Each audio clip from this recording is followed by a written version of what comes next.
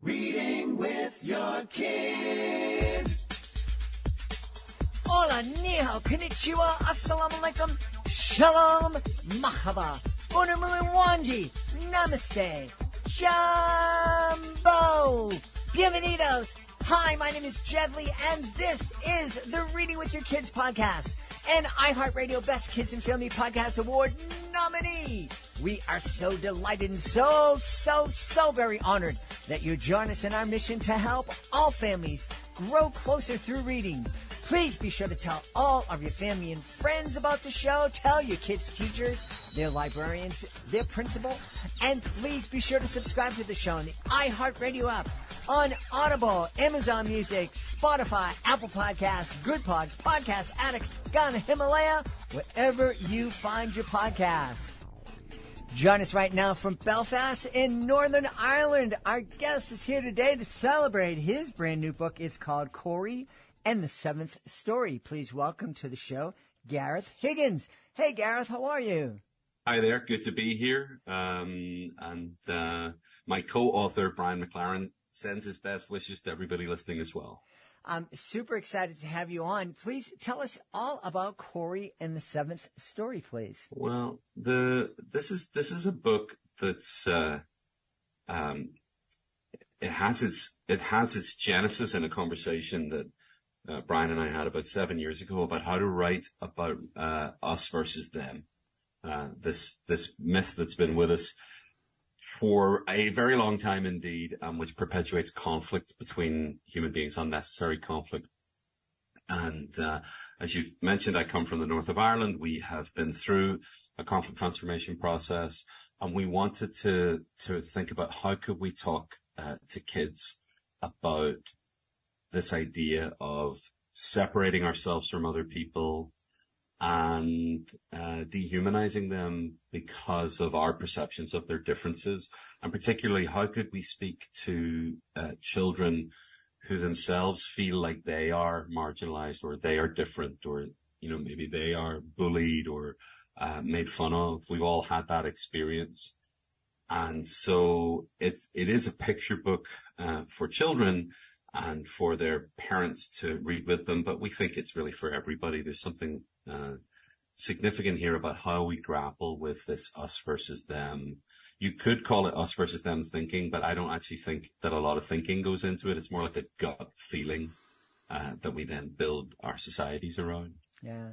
There are a couple of things there I just wanted to kind of underline. The idea that we've all experienced bullying in one way or another. And I think that that's really important for us to remember, because all of us have had somebody that's had more power than us, whether it was a person who was bigger than us in elementary school or a boss that just decided that they were going to make our lives miserable or taking out whatever misery they were experiencing that day on us.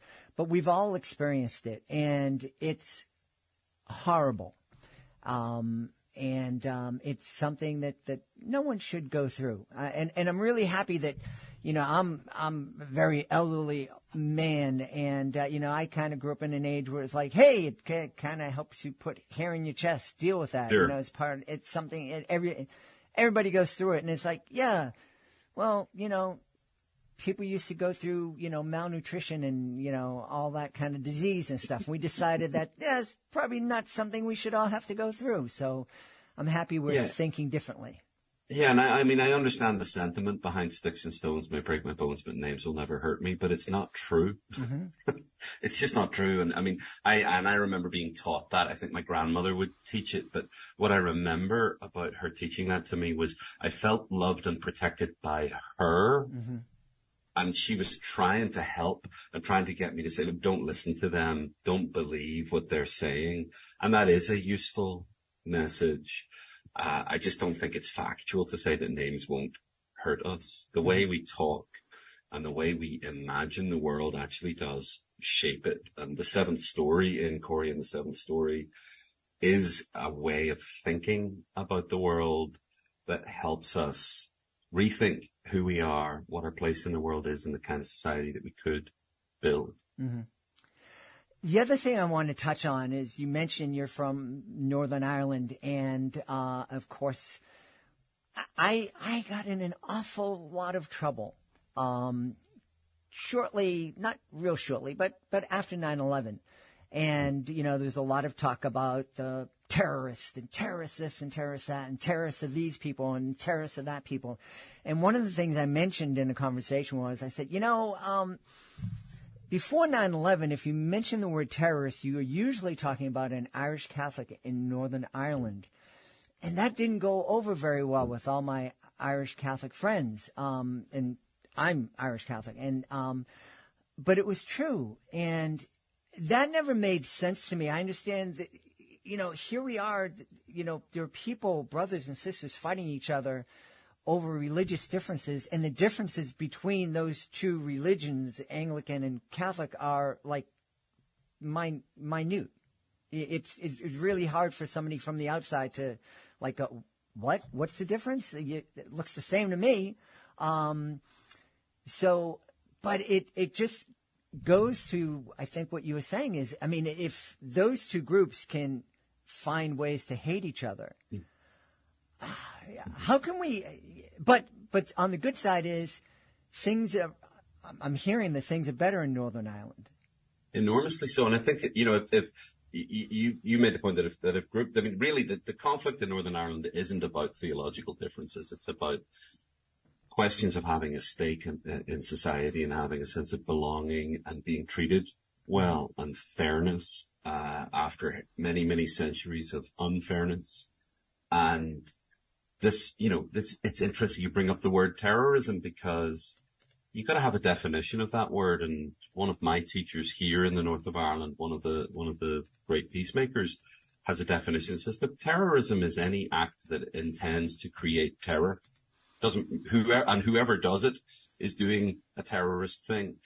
I don't know how much it helps us to define the terms or to move toward a situation where we might bring an end to such terrible things and then move toward collaboration to throw words around at each other. But I'm not going to, I'm not that. It's amazing that we're talking about that in a discussion of Cory and the Seventh Story, because it's totally valid, because the things we learn in childhood about who's in and who's out and who's right and who's wrong and where do we come from and where does your name come from and what did your ancestors do and what have you inherited, these things translate in later life. Mm-hmm. And they move beyond schoolyard bullying or name calling. They move and they can get to very, very bleak and terrible places. And by the same token, if we learn that we belong to each other, and if we learn, don't steal, mm-hmm. share your food, don't hit her. And even, hey, you gotta understand he's having a hard time at home. That doesn't mean that what he's doing is right, mm-hmm. but he's not a monster. If you're thinking about a kid who might be behaving in a bullying way or in a way that causes pain to other people. I certainly had experiences as a child where my parents would help me see, look, yeah, he shouldn't be doing that, but he has a really difficult life. So let's try to help him with his really difficult life. Now, this sounds naive if you take it away from the context of people who've grown up in societies where differences have become violent, mm-hmm. and where those differences have been addressed and started to be transformed, as they have in the north of Ireland, as they have in some other places like Rwanda and South Africa. Not perfect societies. Northern Ireland is not a perfect society either, but we have accepted the principle that we won't harm each other anymore in order to achieve a political end. And I don't care if you're a Nobel Prize winning philosopher or someone like me who doesn't think of himself as an intellectual. Very simple. There really is no substitute for the story you tell about the world, the story you tell about other people, and the story you tell about yourself.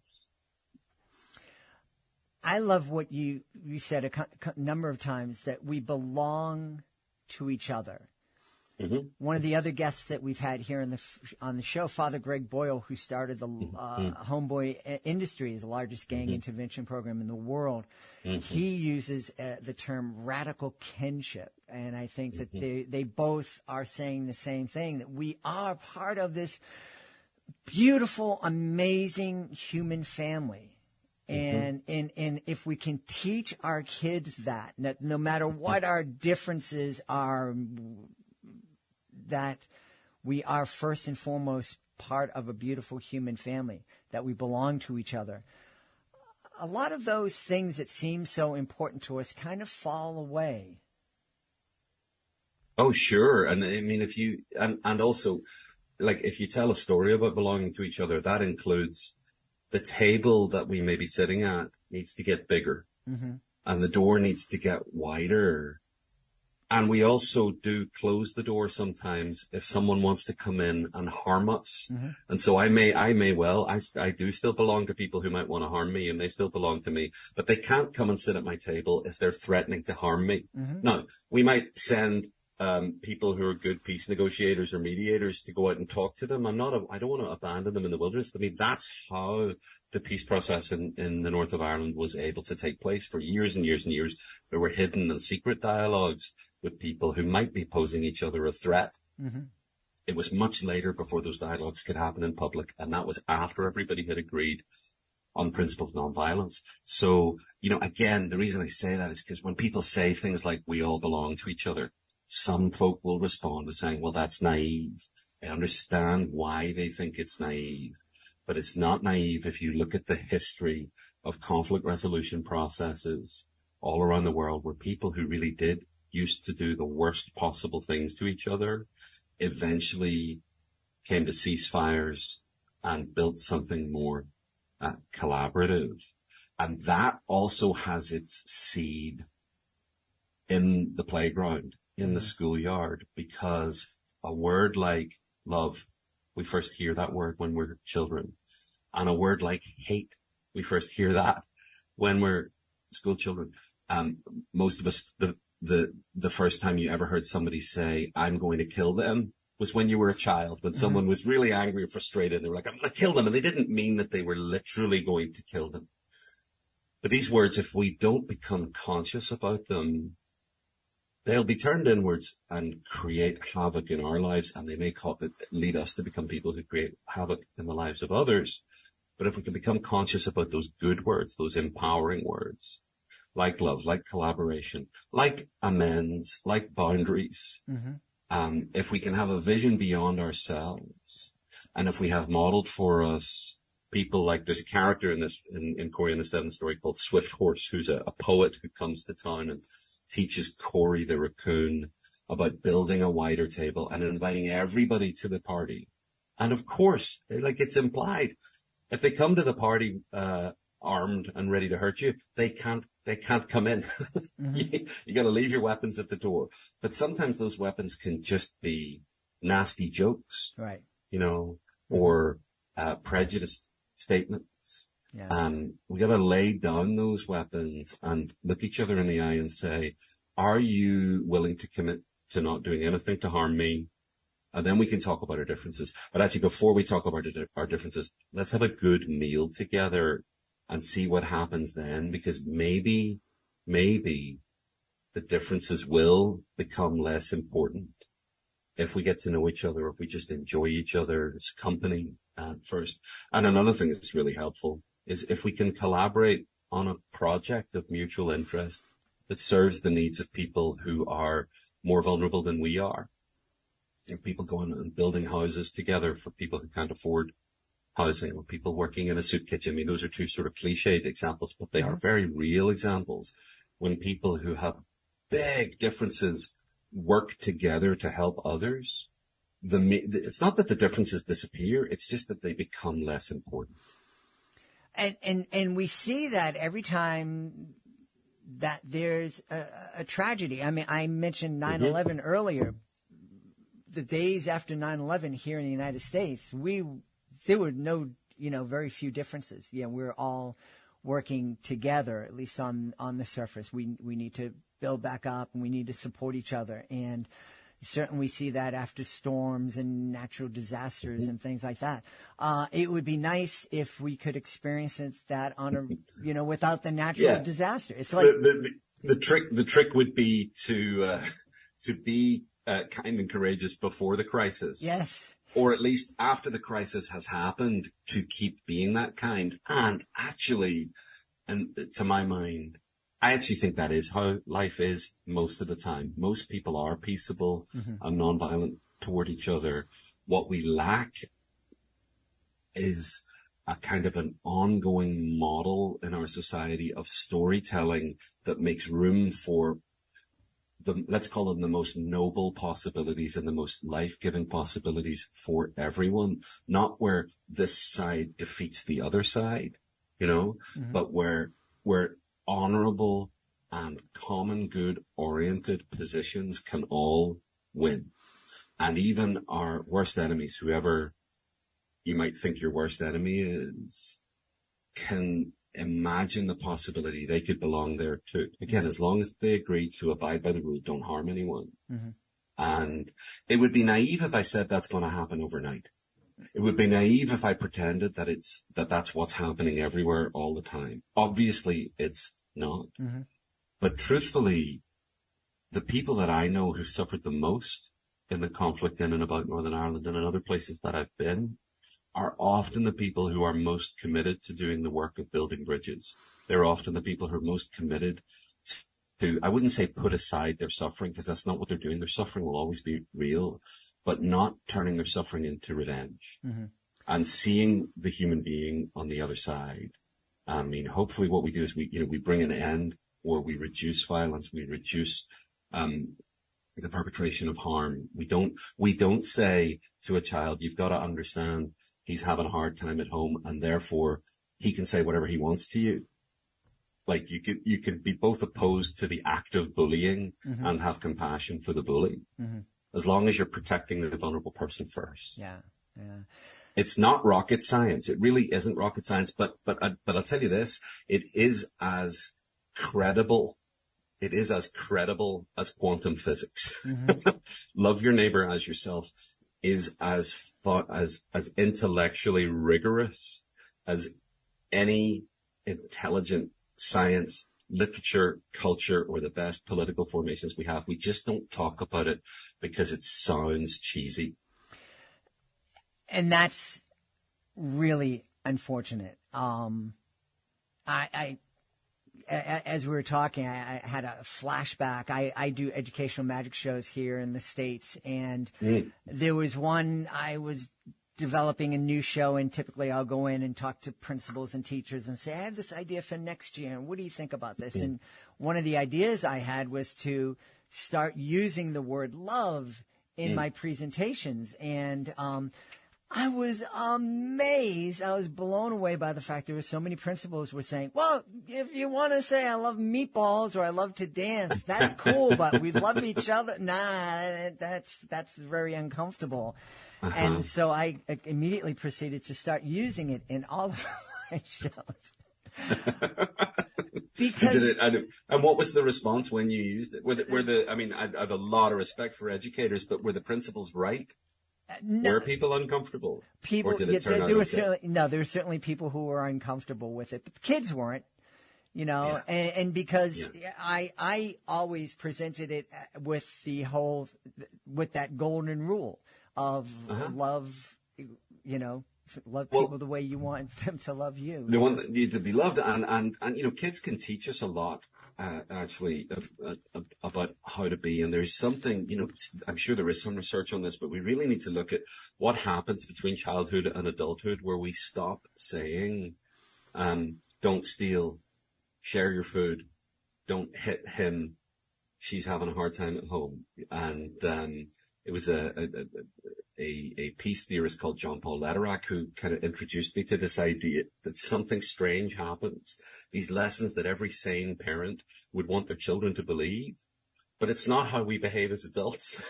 We sometimes do say, well, no, actually take as much as you can get and, get them before they get you. And it's obviously I'm using hyperbole to make a point. I think where we could go as a society and as a culture is to start exploring what is the meaning of this word love.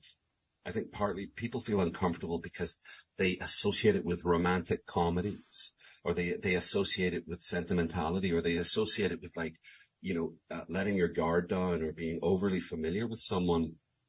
All those things may be part of the definition of love, but I like the definition from different traditions that says love is extending yourself for the sake of another. Love is not putting yourself first so that someone else can benefit, especially if they are more vulnerable than you are. And when you put it that way, actually, love looks a lot like courage. Mm-hmm. Love looks a lot like giving. Love looks a lot like selflessness. Love looks a lot like the simplicity of building some furniture for your neighbor who needs some furniture, or preparing a meal and inviting somebody else to sit at your table who is hungry or lonely, or not insisting on getting your own way every time. Those are noble virtues. They're not sentimental. They're not cheesy. They're not cliched. Part of our difficulty is it's hard to talk about them, not just because they maybe sound a little bit naive, or they sound like you shouldn't be talking about those things in public. It's because you can sound like a bit of a jerk, actually, if you talk about how loving you are, or you talk about how selfless you are. Mm-hmm. And this is a paradox, because we actually do need models. We need Greg Boyle, right? And people like Greg Boyle to do their work in public, mm-hmm. so that other people can see what they're doing, not so that they can say Father Greg Boyle is, a magnificent hero, although clearly he's a man of deep courage mm-hmm. and integrity, but so that it can reflect back on us and we can ask ourselves, what can we do in our communities? Mm-hmm. Most of us are not going to be famous or get medals for our love. That is not the point. If you're the person in your neighborhood who 3 people know that they can come to for help, then you deserve the affirmation just as much as anybody else who's doing it well in public. And it is often the smallest and the quietest people, like this character of Cory, who are the ones who are doing that work behind the scenes, the ones that people trust and know. And I really want people who read this book, parents and children alike, and people who are not parents, who just want a little bit of a kind of a creatively hopeful story about how we could be in the world, to see themselves in it, to see the possibility that your own uniqueness can be of service in the world. You can leave your mark here and leave the world a little bit better than it was before you got here. And you don't actually have to wait until you're dead for that to happen. Mm-hmm. You can do it right now. The next thing you do after listening to this podcast could be an act of love for somebody else. Yeah. We talk here on the podcast all the time about using books to inspire our kids to fall back in love with nature, to have the courage to explore the STEM fields. Mm-hmm. I think it's just as important for us to use picture books in the times that we spend reading with our kids and talking about what we read with our kids, to challenge them to love others as we would have them love us, and understand that we belong to each other, and to practice radical kinship. What a beautiful, beautiful thing that we can pass on. What a beautiful gift that we can pass on to our kids. Mm-hmm. Yeah. I mean, it's the privilege of life for me is to be in relationship with people, to learn from them, to be listened to by them, to listen to them, and to figure out what are our gifts that we can bring to the table to serve each other, and what are our needs that we can ask for help from each other. Who are the safe people to ask for help? Who are the people who haven't quite become safe yet? Or it might be, where are the contexts where we can be most alive and most thrive? And I'll tell you this, from the society I come from, you will not thrive in a separatist tribe. Mm-hmm. You will not thrive by telling other people that they're to blame for what's wrong in the world and that you have no share in the responsibility. You will not thrive by dehumanizing other people or calling them monsters. You will thrive by joining in the building of a bigger table, inviting people to sit around that table and discover their gifts and needs. while always keeping a place at the table for anyone who's willing to just follow one rule. And I, I've said it a lot in this conversation. I'll say it again because it is so important. The only rule is don't harm anybody. Mm-hmm. Don't harm anybody. Or even, I'd be happy if you commit to learning what it is to not harm people. Commit to the principle so that someone could point out to you, hey, Jed, or hey, Gareth, listen, you hurt me when you said that. Mm-hmm. Or, when you put it that way, that has an impact on people. I want to learn. And part of the joy of life is that we get to learn. Mm-hmm. We get to learn. Sometimes we learn through catastrophe. Mm-hmm. Sometimes there are people who are experiencing things that are just unimaginable. And so I'm not going to speak for them. I can only speak for me. And that is, if I was near those people right now, I would want to help them. Just like I know if I was in crisis, people would want to help me. Yeah. One of the things I hope people take from this is just imagine the kind of conversations that you can have with your kids as you're reading Cory and the Seventh Story. Certainly not conversations like Gareth and I have had necessarily, right. Yeah. But it's the start. It's the start. Because it is the start. And we need to start having more of these conversations. Because you know what? Your kids are going to hear the opposite of these conversations. Your kids are going to be going on TikTok and they're going to hear about this person is this and that group is that, and we need to bond together and beat those guys and whatever. And they should be hearing from you that let's start with not harming each other. Let's build that bigger table. And you know what? It's not just the start. It's also the end, because the not harming each other and building a world in which we learn to love our neighbors as ourselves. That's the way we need to start talking about it. That's also the goal. Mm-hmm. And in the middle, you can have very complex conversations and you can have very local conversations about what's happening in your neighborhood. And of course, you can have age appropriate conversations with kids about whatever they're facing and you, as a parent, or an educator or some other guardian are able to judge that the child can handle. So that's where it can get rich and meaty and substantial. But the beginning and the end are going to be the same no matter where you are in the world. It's going to be, how can we learn to extend ourselves for the benefit of another in order to build a world in which everyone has a place at the table. And sometimes people will go on TikTok and they will see that kind of conversation taking place. And they will see people whose voices were never heard before getting to speak for themselves. And they will find a place where they can be heard too. And our book is just an attempt at contributing to that conversation. And I think in some respects I'd want to dedicate it to that very same grandmother of mine who had the wonderful name Olga Lamb. We're from Northern Ireland, but she had an Eastern European name, Olga. And when she was saying to me, sticks and stones will break my bones, but names will never hurt me, I realize now she didn't actually mean that literally. Mm-hmm. What she meant was, I'm here for you. Mm-hmm. And you don't need to believe those words because they aren't true. And yeah, it'll be difficult, but you're wonderful and you're special and you matter. No more than anybody else, but no less than anybody else either. I love that. I think that this is a great place to stop you, words of your grandmother. Tell everybody where they can go to find out more about Cory and the Seventh Story and also more about you. Sure. Well, it's available wherever books are sold, and there is a website, theseventhstory.com. And on that website, you can also get access for free. If you purchase a copy of Cory and the Seventh Story, you can get access for free to a full-length ebook of essays, which is a book that's more aimed at grown-ups about this question of storytelling and how it shapes our lives.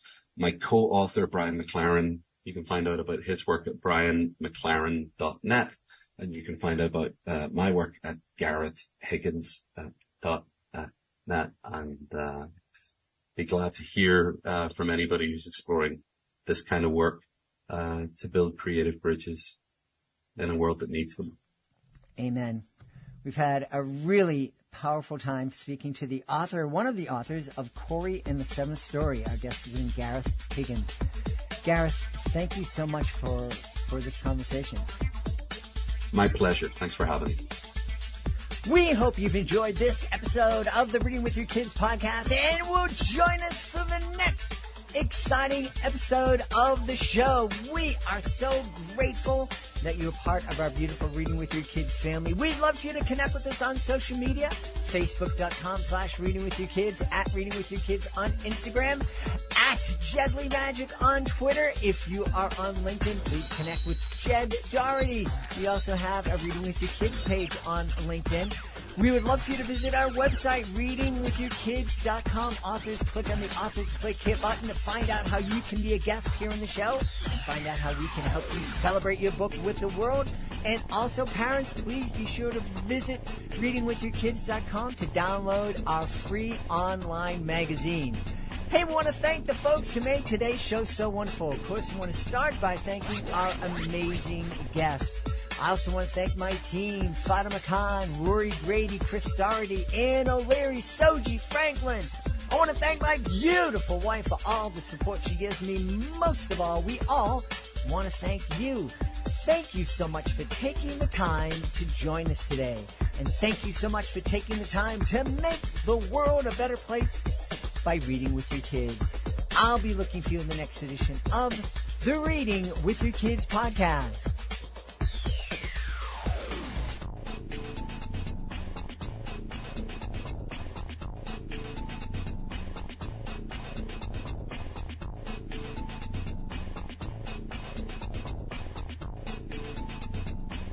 What?